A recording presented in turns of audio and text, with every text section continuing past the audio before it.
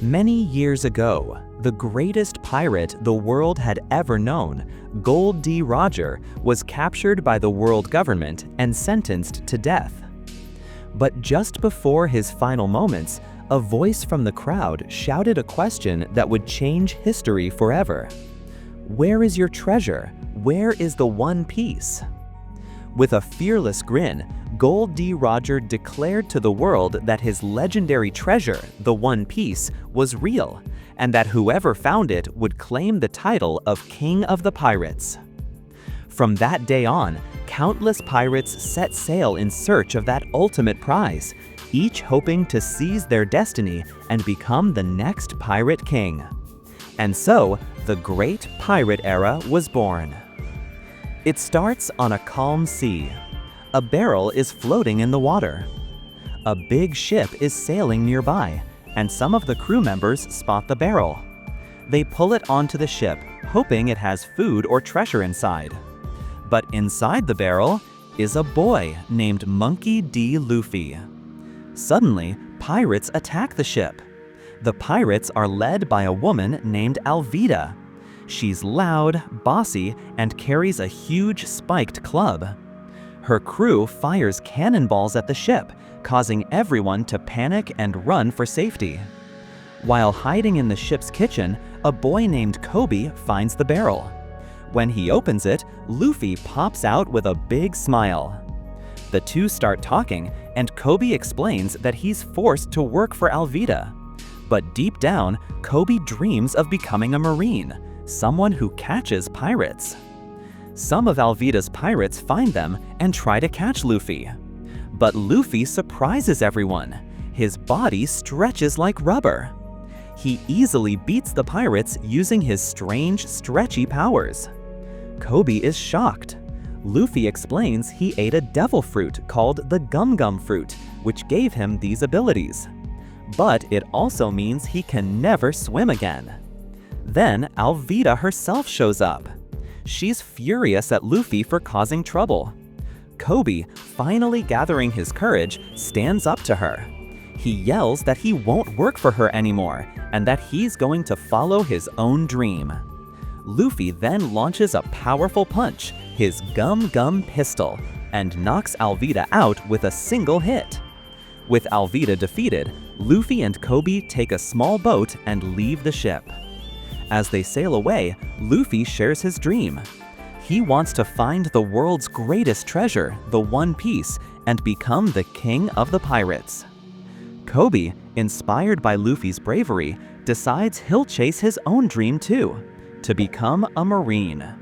They've left Alvida's ship behind, and now they're heading towards a nearby Marine base. Kobe is excited because they're close to a Marine base at a place called Shellstown. Kobe wants to join the Marines, while Luffy is searching for strong people to join his pirate crew. As they talk, Kobe warns Luffy about a dangerous man named Roanoa Zoro. He says Zoro is a cruel pirate hunter, feared by everyone. But Luffy doesn't seem scared. Instead, he's curious and even interested in meeting him. When they arrive at the town's port, Luffy and Kobe quietly slip into the Marine base. Kobe goes to ask about joining the Marines, while Luffy wanders around looking for something interesting. That's when Luffy hears about a swordsman tied up in the base's courtyard. Luffy finds Zoro tied to a wooden post in the middle of the yard. Zoro has been there for several days under the hot sun without food or water.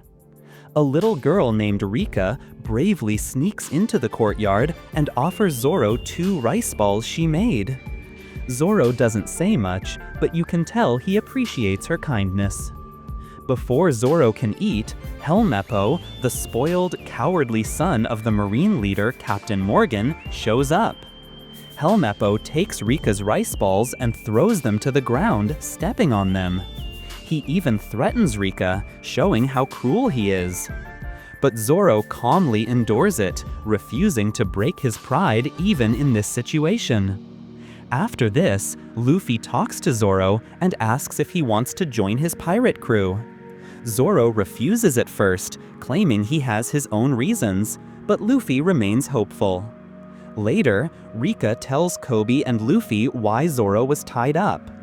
It turns out, Helmeppo brought his pet wolf into a restaurant, and when it attacked people, Zoro protected them by defeating the wolf. To cover up his own fault, Helmeppo ordered Zoro to be punished and tied up for a month. Helmeppo promised to free him after 30 days, but secretly plans to have him executed before then. Luffy witnesses Helmeppo's bullying and gets furious. He punches Helmeppo in the face, knocking him down with one clean hit.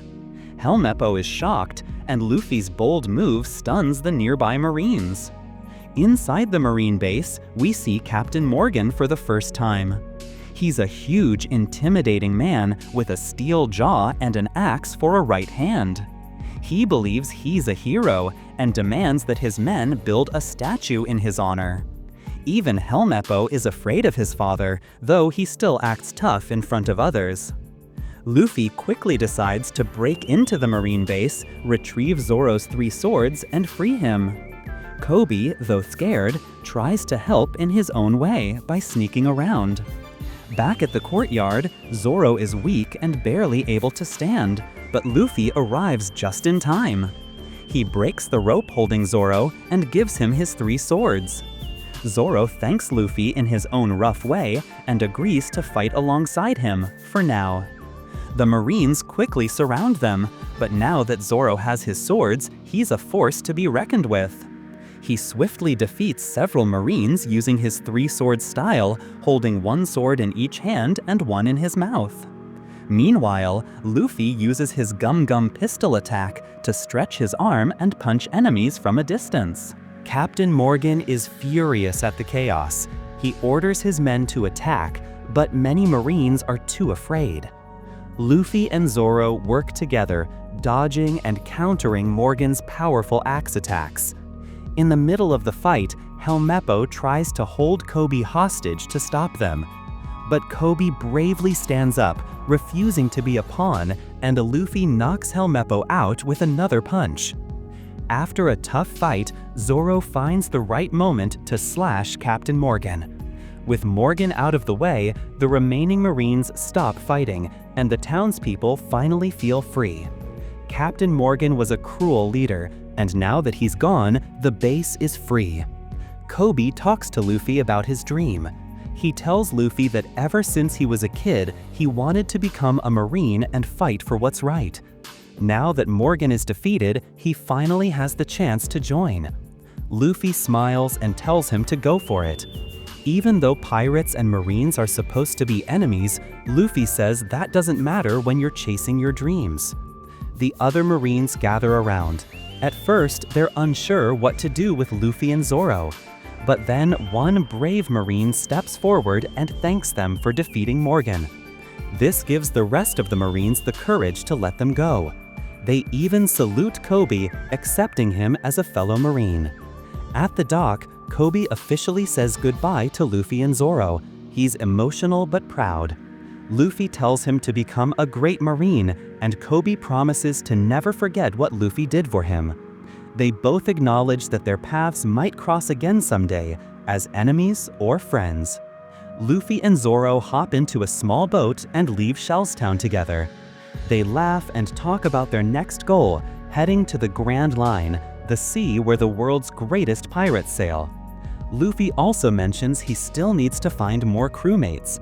Zoro, being the first one, is a little gruff but loyal. Luffy says his biggest goal is to find the One Piece and become the king of the pirates. Zoro shares his dream too.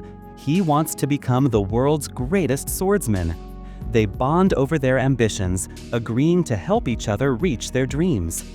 Out on the open sea, a new character appears, a clever young thief named Nami. She's alone at sea in a small boat when 3 pirates spot her. The pirates think she's an easy target, but Nami pretends to be helpless and sweet. She tricks them by inviting them over, saying she has treasure for them. But as soon as they hop onto her boat, she quickly jumps onto their ship, steals their treasure, and sails away, leaving them floating in the middle of the sea. This scene shows us how smart and daring Nami is when dealing with pirates. Luffy is in a great mood, talking about food and adventure. Suddenly, a strong wind blows Luffy's straw hat off his head. Zoro quickly grabs it before it lands in the water. Luffy thanks him and gently places it back on his head. This makes Zoro curious. He asks Luffy why the hat is so important to him, and that's when Luffy starts telling the story of his past. We're taken back to Luffy's hometown, a small port village called Fuchsia Village. When Luffy was a little kid, a pirate crew led by red-haired Shanks used to visit the village often. Luffy loved hanging out with Shanks and his crew. He wanted to join them, but Shanks always told him he was too young. They would laugh, drink, and party at the local tavern, and Luffy admired them deeply. One day at the tavern, the red-haired pirates were celebrating, and a group of mountain bandits led by a man named Higuma arrived at the tavern. They mocked the pirates and picked a fight with Shanks, but Shanks kept calm and avoided violence in front of the villagers. Luffy, however, got angry when the bandits insulted Shanks, and Luffy got into an argument with Shanks about being brave. To prove how tough he was, Luffy grabbed a strange-looking purple fruit and ate it. It turned out to be a devil fruit, specifically the gum-gum fruit, which gives the person who eats it a stretchy, rubbery body but takes away their ability to swim forever. When Shanks and the crew noticed what Luffy had done, they panicked because eating a devil fruit is a serious matter in the pirate world. Later, Luffy got himself involved with mountain bandits, and he demands them to say sorry for insulting Shanks. The mountain bandits bullying Luffy, but then Shanks arrived. Shanks' crew easily defeated those mountain bandits, but their leader Higuma grabbed Luffy and ran off with him toward the shore. At the shore, the bandits mocked Luffy and threw him into the sea. Because of the devil fruit's curse, Luffy couldn't swim and started drowning. To make things worse, a huge sea monster appeared in the water. Just when things looked hopeless, Shanks arrived and saved Luffy, pulling him out of the water. The sea monster tried to attack, but Shanks glared at it fiercely, scaring it away. However, in the process, Shanks lost his left arm to the monster while protecting Luffy. Back in the village, before leaving Fuchsia Village forever, Shanks spoke to Luffy one last time. He gave Luffy his treasured straw hat, the same one Luffy wears now. Shanks made Luffy promise that he would become a great pirate one day and return the hat to him. This moment was very emotional for Luffy and became the reason he decided to chase his dream of becoming the king of the pirates. The flashback ends, and we're back with Luffy and Zoro on the small boat. Luffy finishes his story and smiles while holding the straw hat tightly. Zoro listens and seems impressed. He now understands why the hat means so much to Luffy and respects his strong will to keep his promise to Shanks. Luffy tries to grab a large bird for food, but the bird takes Luffy with her, left Zoro on the boat. Later, we see Nami is chased by some pirates, and Luffy dropped near Nami. She claims Luffy to be her boss so that pirates can stop chasing her. Pirates thought Luffy is just a kid and start fighting with him, but he defeated them easily. Nami, a clever thief, seemingly betraying Luffy by handing him over to the notorious pirate Buggy the Clown. She claims to have captured Luffy to gain favor with Buggy and his crew. Buggy, amused by Nami's gesture, locks Luffy in a cage. Luffy, ever the optimist, remains unfazed. Buggy, curious about Luffy's strange attitude, asks him if he's really a pirate. Luffy confidently shouts that he's going to be the king of the pirates, which makes everyone laugh. The crew mocks him, but Luffy stays calm and cheerful. To show his strength and scare Luffy and Nami, Buggy decides to demonstrate his powerful weapon, the Buggy Ball. It's a giant cannonball with enough force to blow up an entire building. Buggy orders his crew to aim the cannon at a nearby house and fire. When the cannon fires, the house explodes into pieces in a massive blast, leaving only smoke and rubble. Nami, watching this, realizes just how dangerous Buggy really is. After the demonstration, Buggy turns his attention back to Luffy. He orders his men to prepare the cannon and fire a buggy ball at the cage with Luffy inside. Buggy laughs, eager to see Luffy blown to pieces. He hands the torch to Nami and commands her to light the fuse. Nami's hand trembles. She remembers her hatred for pirates, but she also recalls how kind and fearless Luffy was when they first met. Nami hesitates. As Nami stands there, her mind is racing. She hates pirates because they destroyed her hometown and took away her family. That's why she became a thief who steals from pirates. But Luffy isn't like other pirates. He's different, he's brave, honest, and full of life. Nami can't bring herself to kill him. She lowers the torch, pretending to light the fuse, but actually hesitating. Suddenly, Roronoa Zoro bursts into the scene. The townspeople gasp in shock. Zoro has arrived, just in time looking for Luffy. He quickly assesses the situation. Luffy trapped in a cage, Nami holding a torch, and Buggy preparing to fire. Without wasting a second, Zoro draws his swords and charges toward Buggy's men. A short but intense fight begins. Zoro swiftly defeats several of Buggy's pirates with ease, cutting them down with his dual swords. The pirates are no match for Zoro's skill and strength. Nami is impressed by how powerful he is. Buggy, furious that someone dares to challenge him, steps forward to fight Zoro himself.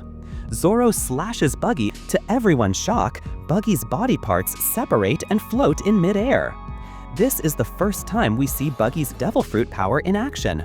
He reveals that he ate the Bara Bara no Mi, a devil fruit that allows him to split his body into pieces and control them separately. Slashes and cuts don't hurt him. This makes him a very tricky opponent. While dodging Buggy's floating knife hand attack, Zoro gets wounded in his side. The cut is deep, but Zoro grits his teeth and continues fighting. Even injured, Zoro refuses to back down. Buggy laughs and mocks Zoro, calling him a fool for challenging someone with a devil fruit power without understanding what he's up against. While Buggy is distracted fighting Zoro, Nami quietly approaches the cannon. She remembers how destructive the buggy ball was when it fired earlier. Thinking quickly, she turns the cannon around so it points at Buggy and his pirates instead. Then Nami lights the fuse. And the buggy ball explodes with tremendous force. Buggy's crew gets caught in the blast. A huge cloud of smoke and fire fills the town square. Pieces of wood and debris fly everywhere. The explosion shakes the ground. The town Buggy attacked is in shambles, with rubble everywhere. Luffy and Zoro are walking through the ruined streets, discussing their next move. Zoro is still injured from his fight with Buggy. He's walking slowly and leaning on a wall to steady himself. Nami reminds them that they need a proper ship if they're going to travel the seas. Luffy excitedly agrees, still in high spirits despite everything. Meanwhile, back at the remains of Buggy's base, Buggy is furious about his defeat. He calls in one of his officers, a tall, muscular man with a giant lion named Richie. This is Moji, the beast tamer. Buggy orders Moji to hunt down Luffy and his crew and bring back their heads. Moji confidently accepts the task, promising to crush them with his giant lion. Back in town, they spot a small house with a large sign that says Pet Food Shop. They decide to check it out. As they approach the shop, a small white dog named Cho-Cho is sitting in front of the door. The dog glares at them and growls when they get too close. An old man nearby explains that Cho-Cho is guarding the pet food store because it belonged to his owner, who recently passed away. Even though the owner is gone, Cho-Cho refuses to leave, protecting the shop from anyone who comes near. Luffy is touched by the dog's loyalty. Suddenly, Moji and Richie appear in the street. The townspeople quickly scatter, terrified of the giant lion. Moji laughs loudly and declares he's here to crush Luffy and his crew. Before fighting Luffy, Moji notices Chocho sitting in front of the shop. Annoyed by the dog's bravery, Moji orders Richie to attack the shop. Richie charges forward, and poor Chocho does his best to defend the store. But despite the dog's courage, Richie is too strong. He smashes the door, knocks over shelves, and destroys the building while Chocho fights with all his might. After the destruction, Chocho stands in the rubble, badly hurt and heartbroken. The old man from earlier explains to Luffy and the others that the store was everything to the dog because it reminded him of his owner. Luffy grows serious and quietly promises himself to make him pay for it. Without waiting, Luffy steps forward and challenges Moji. The fight begins with Richie lunging at Luffy. But Luffy uses his Gum Gum Hammer attack to send Richie flying across the town square. Moji is shocked that his mighty beast was taken out so easily. Luffy's usually cheerful nature disappears. He's genuinely angry about what happened to Chocho and the shop. Luffy tightens his fist, shouts in anger, and launches a powerful attack, smashing Moji. After the fight, Luffy walks over to Chocho. The little dog is limping but still standing guard over the broken remains of the store. Luffy kneels down and places the last surviving item, a small pet food box, next to Chocho. The dog looks at him with grateful eyes. Luffy gives a gentle smile. The old man thanks Luffy for standing up for the town and for respecting Chocho's loyalty. Nami watches quietly, realizing once again that Luffy is different from other pirates. Back at his ruined base, Buggy hears about Moji's defeat. He's furious and prepares to chase after Luffy himself. He gathers what's left of his crew and swears revenge. The old man gets hyped up, and by taking a weapon, he steps against Buggy. But we see Luffy and Zoro also came to help the old man to defeat Buggy. Luffy said, "I am here to kick your ass as I promised."